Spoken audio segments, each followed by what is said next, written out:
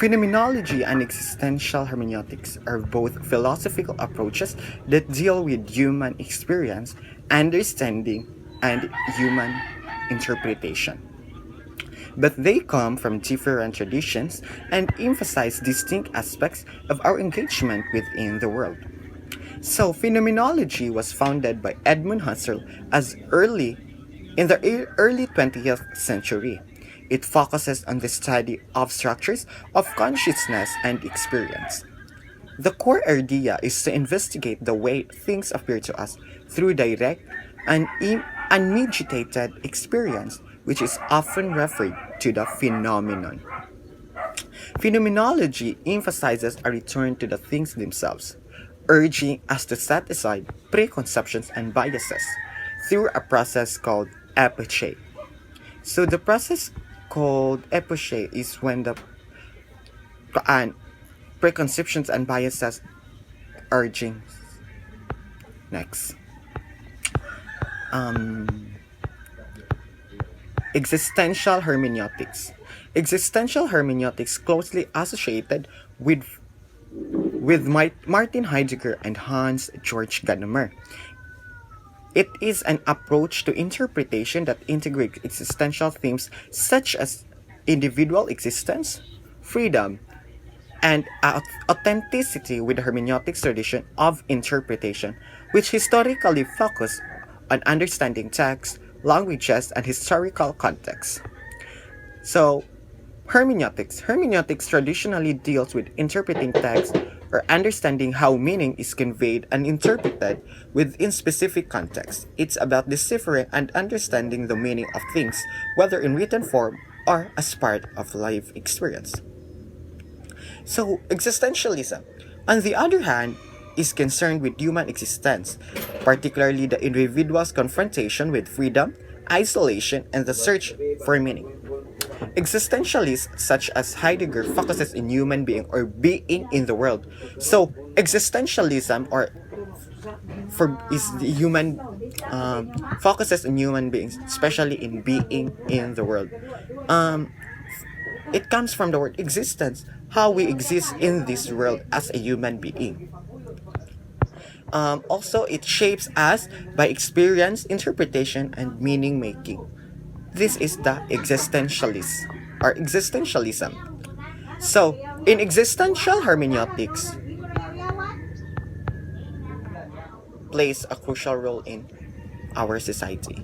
So, to summarize or to summarize the phenomenology and existential hermeneutics. Phenomenology focuses on the description and analysis of subjective experience, aiming to reveal the essence of those experiences through careful examination, while existential hermeneutics explore how interpretation is inseparable from the human condition, emphasizing the personal historical, land, and existential aspects of understanding. So, both philosophies explore the relationship between the individual and the world, but approach it from different angles, with phenomenology focused on the immediate experience and existential hermeneutics, and it focuses on the interpretive and existential dimensions of human understanding. Okay, next, let's find who is Edmund Husserl. Edmund Husserl was born in year 1859 and died in 1938. He was a German philosopher and the founder of phenomenology, a philosophical movement that sought to describe and analyze the structure of experience and consciousness. Husserl's work focus on understanding the nature of subjective experience and how we come to know and understand the world.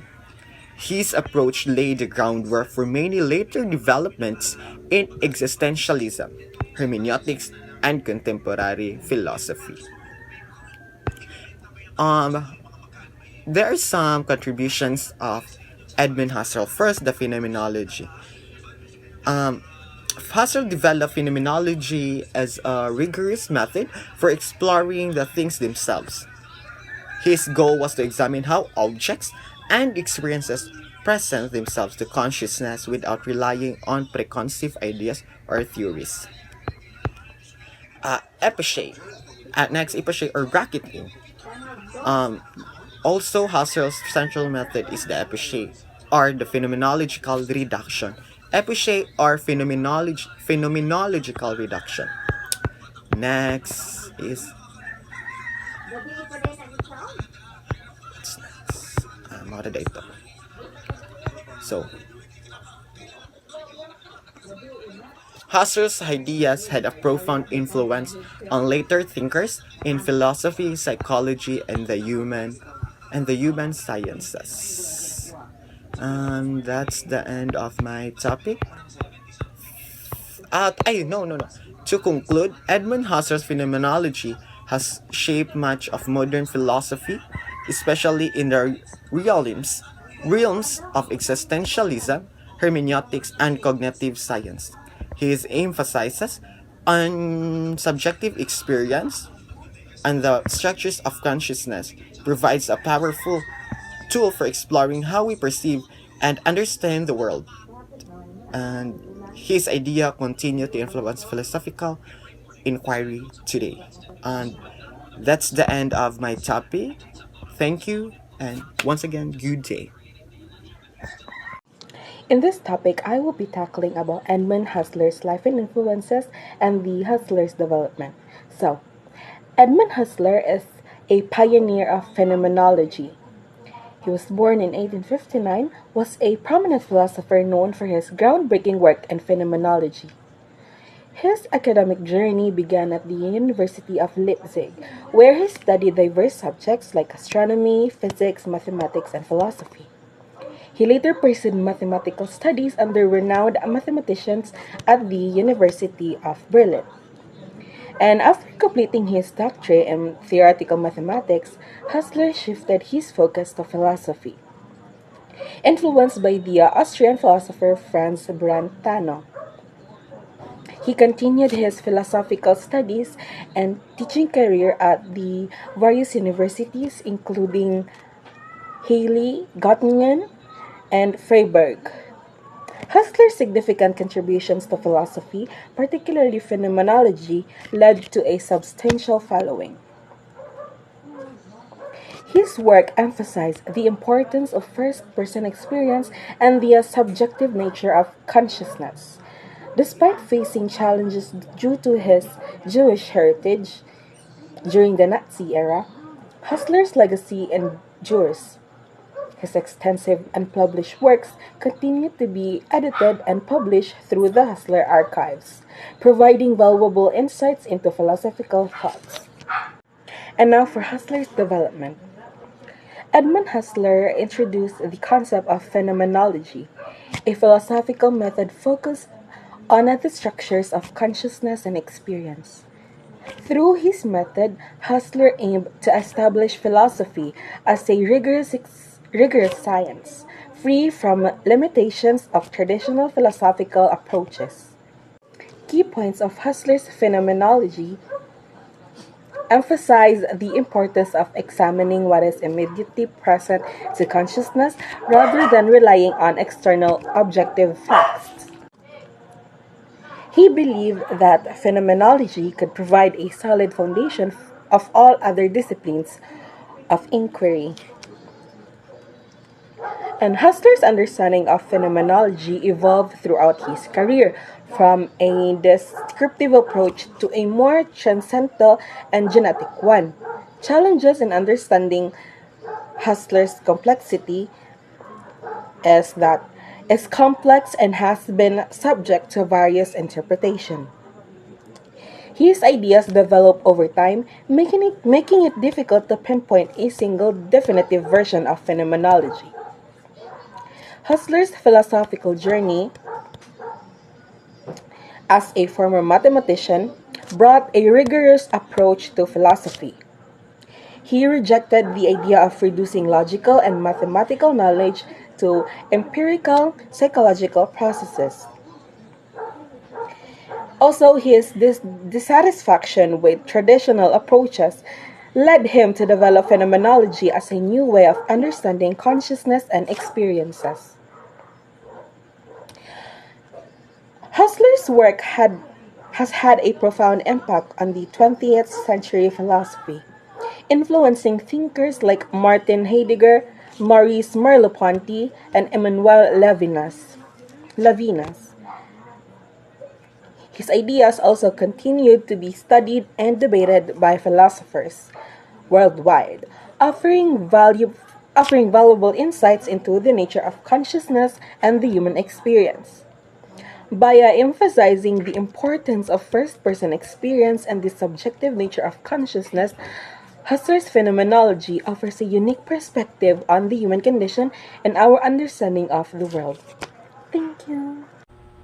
Good day, everyone. I am May Francine Caminade, and let us now proceed to phenomenology. So, Husserl proposes that in order to make philosophy a rigorous science, there are a critical analysis and description of the world of concrete lived experience. So, lived experience that must always be taken into priority over the world as it actually exists. So, there are basic reason for adhering to phenomenology is that the one that desires to live a rational life and the one that lives a critical life. So when we say a rational life, it is a life where a person uses their cognitive abilities to make decisions and form beliefs.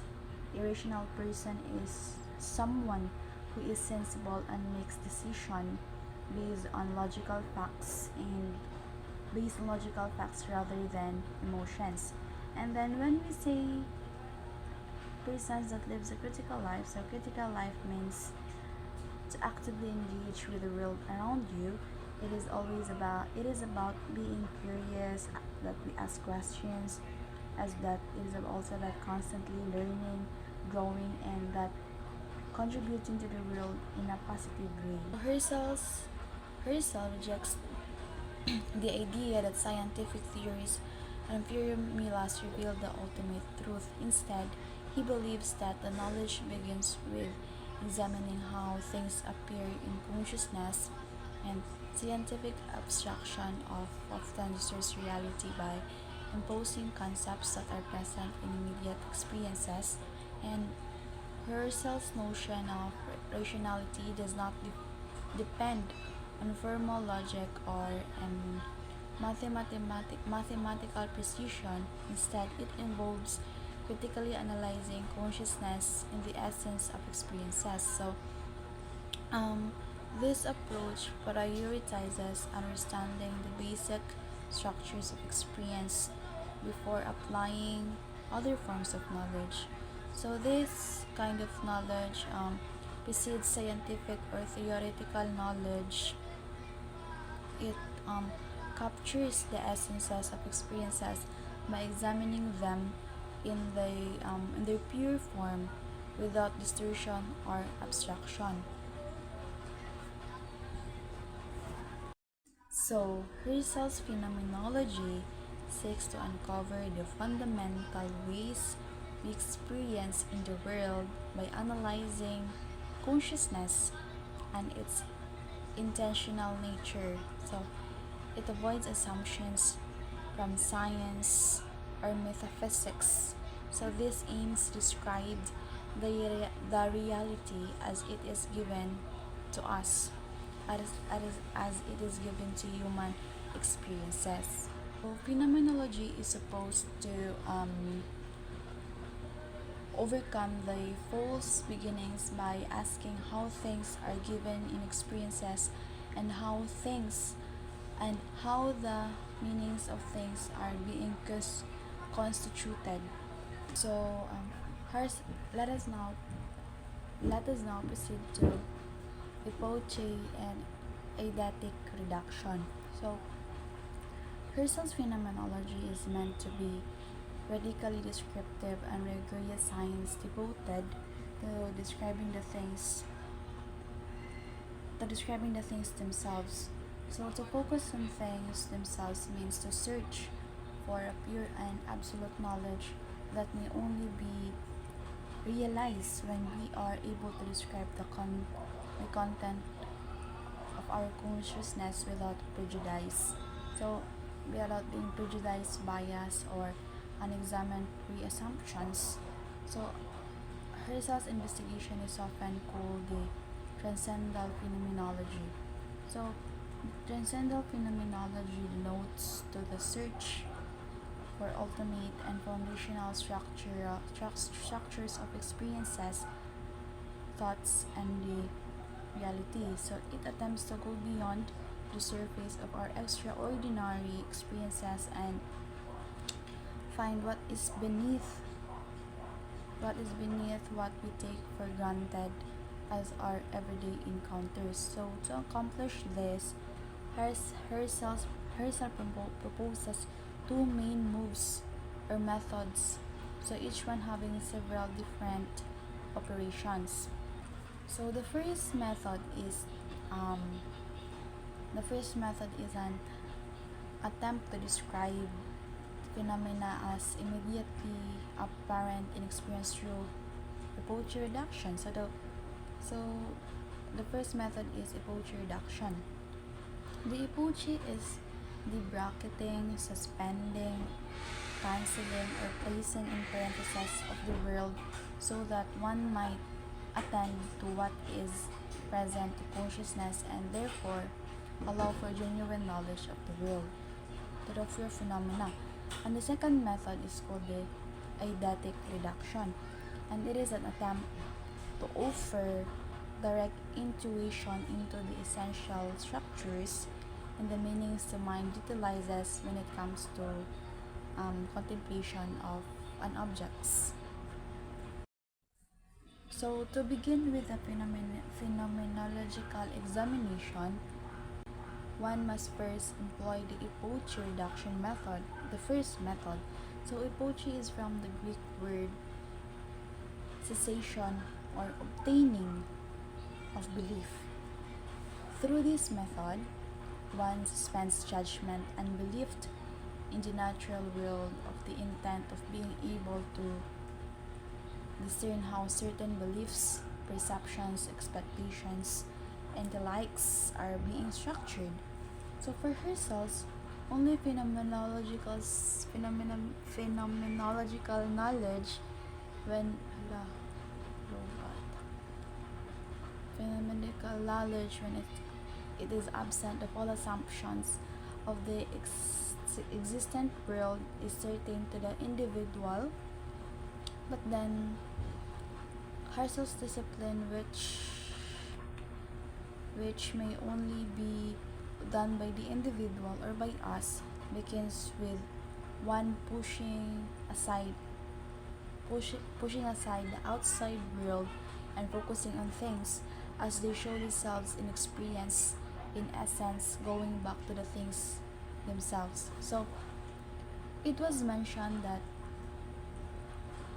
epoche method is also about bracketing. So bracketing is essential so that one may concrete on the meanings present in his or her mind, regardless of whether an object contemplation actually exists, in order to lay open to the structures of his or her consciousness. So the bracketing procedure is often referred to as the transcendental reduction, and it is what makes the eidetical reduction possible. So, eidetic reduction, or the second method, is also known as a eidetic intuition, is the extraction or disclosure of essences that are intelligible structures of the phenomena found in consciousness. It is not enough that we only bracket. So it is not enough that we only bracket the world and reflect upon the content of our consciousness, but in the sense that phenomenological analysis as an eidetic intuition discloses the universal and unnecessary components of a sense the essence of our consciousness, contents, and the structures of our beliefs, thus, by the way of intuition of essence or the knowledge phenomenologically gains access to the future of consciousness and the relationship between lived experiences of the consciousness and the ideal objects. So that's it, and that that conclude my part, and now let us proceed to the next reporter. Good day, everyone. I am IRB Ambulakara, and I'll be tackling about Edmund Husserl's transcendental phenomenology and more information about Martin Heidegger. So, for Husserl's, he usually focuses on what we can learn from the world. So, transcend in his terms is to experience meaning. Meaning, you can already understand what the world is giving you and understand phenomenons from different perspectives. For an instance, the term or phenomenon of discrimination. You may define discrimination as a word itself. It can be injustices you have seen, or any related events that you have encountered firsthand, or any other ideas that come close to the root of discrimination, as to why discrimination happens and as to how it affects individuals. So, this approach doesn't only dwell on the shallow concepts, but rather allows us to deeper understand situations. So, transcendental for him are things that do not exist on earth in the first place because it exceeds the world. This comes beyond prejudice or biases made by individuals because of their preconceptions. So, this is basically about our consciousness, because for him, consciousness is always consciousness of all, and conscious awareness are intentional awareness. So, we are deemed to be aware because we want to, and not just because we are tasked to do so, hence exceeding our preconceptions with certain ideas. So in our world, there are two types of attitudes, which are natural attitudes, which incorporates our daily life involvement, and phenomenological attitude, which is purely a reflection of what is done and wherein we suspend our natural attitude because most of the time, our natural attitude masks the true nature of reality. So for Husserl's, phenomenology is fundamental in all philosophy as it serves as a reflexive act that cut across the normal flow of consciousness to renew and alienate its essential structures. So basically, phenomenology challenges individuals to think more than what they can think of or reflect further. The transcendental phenomenology condemns both scientific attitudes and theories because these are imbued with prejudice and uncritical constructions which cannot be our basis of knowledge. So understanding is achieved through a description of the essence of a phenomenon. For him, ideal knowledge is intuition, and by which given an experience of perception. Meaning, ideal knowledge is more than just what you perceive, but rather what you have experienced regardless of other factors that influence the idea. So, it's basically more about reflection again, and being conscious enough of everything that happens around us. Though Husserl has contributed a lot in bringing about much of the 20th century continental European thought, his discipline has always lacked practitioners. However, he had hopes for his successor, which is not his student, actually, Heidegger, which he also got disappointed because he realized that he actually had a different take from the discipline of Husserl. So, while hermeneutic phenomenology is interpretative, transcendental phenomenology is descriptive. Now let's move on to Martin Heidegger. So Martin Heidegger is quite simply one of the most important, original, and provocative philosophers of the 20th century. Some see Heidegger's work as a new beginning for human thought that overcomes the mistaken avenues of belief, metaphysics, and inquiry that goes far back as early Greeks. However, others see in Heidegger's work something that is, at bottom, is nothing but meaningless nonsense. In fact, many are initially put off by his often obscure and impenetrable style of writing that became even more cryptic towards the end of his life, while others find his most mystical style refreshing and rewarding. So we can really tell that individuals or people have really different perceptions and ideas on how they perceive most philosophers' works and ideas. But regardless of how one weighs the relative success or failure of his work, Heidegger's thought and influence cannot easily be ignored, especially in the study of hermeneutics. The effect of his thought are so broadly evident from hermeneutics and deconstruction to political theory, psychology, and theology, and that a comprehensive list of those whose ideas have been directly influenced by him would be impossible. So Heidegger's own work is characteristically that of continental philosophy or contemporary European philosophy, which he is often regarded as the central figure of contemporary existentialists, but even him would not associate himself with it because ironically most existential thinkers have avoided the title because it stands for so much, or in Heidegger's case, because it fails to say enough. So that would be all for my part, and the next part would be discussed by my groupmates. Thank you. Good afternoon, everyone. My name is Prince Caitlin Spitone, and I will be discussing the life and influences and Heidegger's phenomenology. Martin Heidegger, born in 1889 in Maastricht, Germany, was a philosopher whose work profoundly shaped modern existential and phenomenological thought. Initially training for the priesthood, Heidegger shifted to philosophy at the University of Freiburg, where he was influenced by Edmund Husserl's logical investigation.